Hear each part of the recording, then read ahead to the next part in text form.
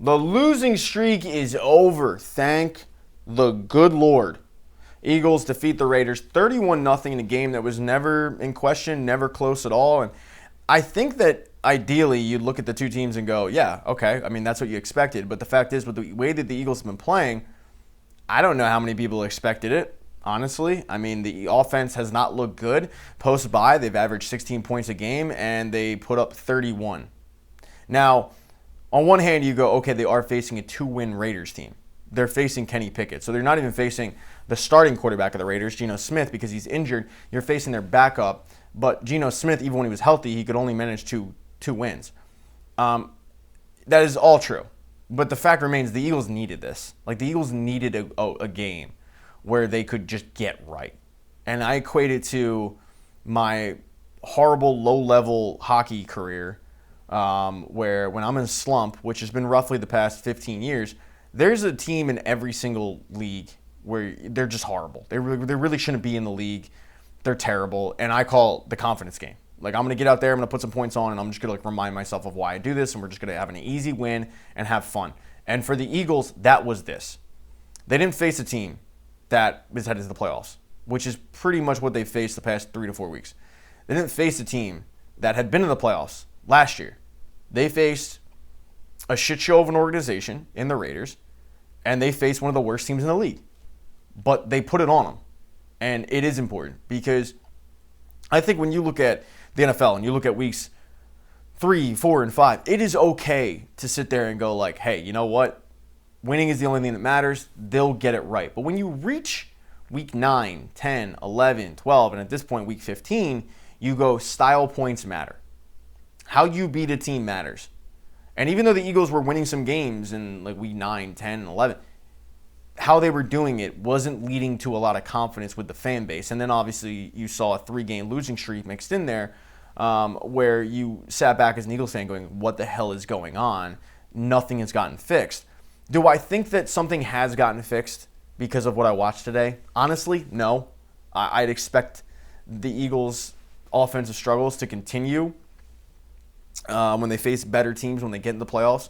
I'd expect the same issues they've had pretty much the entire season to rear its ugly head again.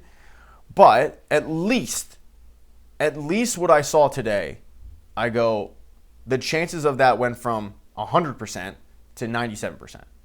You know, like it did swing a tick in the favor of, hey, maybe something did change. Because the offense did look good. A.J.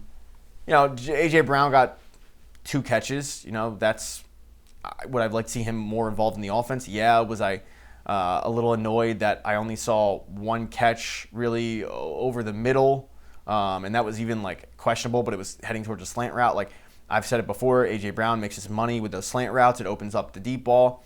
Yeah, I would have liked to see more of that because I do think that has been a problem this season. But Saquon Barkley, I think, had his best running day of the season. Not stat line, but just necessarily like when you watched his runs, he looked really, really good.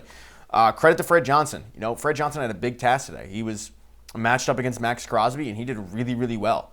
Max Crosby got 1 sack in there, but I think when you face a Max Crosby, 1 sack giving up, that's fine. But the big thing that I took away from this game was, and this doesn't matter if you're facing a 2-win team or you're facing an undefeated team, Jalen Hurts was insanely accurate today. His deep ball to Devontae Smith early in the game was so on point, hit him in stride, and it's one of Jalen Hurts' best features as a quarterback is his deep ball accuracy, and he's showed it off. And then to thread the ball in there in essentially triple coverage to A.J. Brown, the guy was painfully accurate. He should have had more passing touchdowns if Dallas Goedert doesn't drop I don't know how he bobbles that, honestly. And Dallas Goedert's usually good for a few bobbles a season where you go like, how did you not catch that? And we saw that today. But Dallas Goedert had a game, finishes with, I think, 6 or 7 catches for like 70 yards and 2 touchdowns. Should have been 3. So all in all, there's not a lot of negatives you can take away from this performance. I mean, the Eagles' defensive line ate, as they probably should have. The Eagles' offense did what we haven't seen them do in quite some. I legitimately cannot remember the last time I saw the Eagles' offense put up that many points. And again, The detractors will tell you that they're facing a 2-win team. Very accurate. I mean, that is a fact, right? You're not going to take away from it. But what's also a fact is the Eagles needed to face a 2-win team. And what's also a fact is, at least for me as a fan, I can tell you the Eagles were in a tough situation because it was a damned if you do, damned if you don't. If the Eagles went out there and put up 31 points like they did and they just carved them up, I went, you should. You're facing a 2-win Raiders team. They're one of the worst teams in the league, if not the worst team in the league.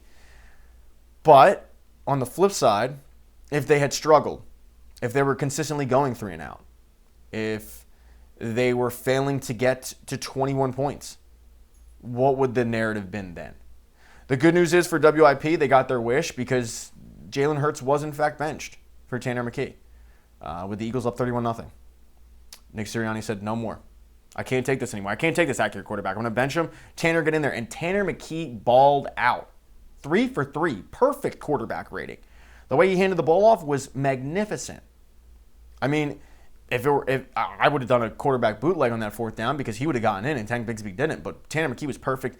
His trade value right now has got to be a 2nd-round pick. So kudos to WIP. They got their wish. I don't know what exactly their talking point will be, but don't worry, it'll be some hot take bullshit. But no, overall, I mean, this was a really good week for the Birds. I'm going to be annoyed because I'm sure right now, as I record this, Nick Sirianni's at a podium acting like he beat a good team. I'm sure he's acting like he beat the Patriots or the Bills or, the Seahawks or like one of the premier teams in the NFL, and he didn't. I'm sure that, Kevin Bottullo is feeling himself a little bit. I'm sure that the players are going to have some snarky responses and be like, oh, is that what you guys want to see? Yeah. It is, and you showed it, but now I need to see it against the good teams as well. And that's the big issue is we haven't seen it this season against the good teams. It's great to see it against the bad teams, and in this situation, you desperately needed it because you're riding a 3-game losing streak, and that's great, but I also need to see it consistently. I need to see it next week, the following week. Like, 1 week isn't good enough because that could be a blip on the radar. When you look at the story of this 2025 season, I've seen way more that lends me to believe that this was a blip, then this is all of a sudden in week 15, the coaching staff, it finally clicked and they finally figured it out. I hope I'm wrong. I hope they have figured it out, and I hope that this wasn't a blip, and I hope that this propels them to success in the playoffs and they start dummying teams like they should. I mean, like their talent, when you look on paper, like their talent should, but I have my doubts. But the fact remains, they needed this win. They got this win. It's a good feeling. It's nice to have just a stress-free game as a Birds fan. Not a ton of complaints. I'm trying to think. I mean, Tyler Steen still sucks. Like, I'm literally trying to, grasp at straws and find a complaint. Tyler Steen sucks. That doesn't change. That's about it, honestly. But, again, the flip side of it would be, okay, you're facing a 2-win team. But if they had struggled, what would I be saying then? I'd be coming on and saying, yeah, they won, but, and I'm not even doing that. I'd rather say, yeah, they won, but they face a 2-win team than, yeah, they won, but they face a 2-win team, and how do you only put up 17 points against a 2-win football team?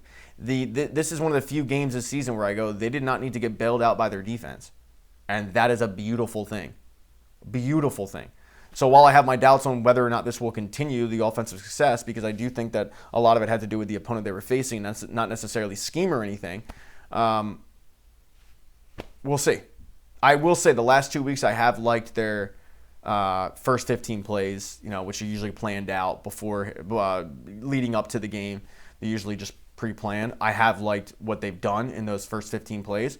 It's really been everything after that they've struggled with, but not this week. All right, please subscribe. Subscribing is cool. Like, dislike, whatever you guys want. You know where the buttons are, but subscribing is the most important thing. I need the subscribers. Please, God, help me out. And if you want to comment what you liked, what you didn't like, yeah, okay.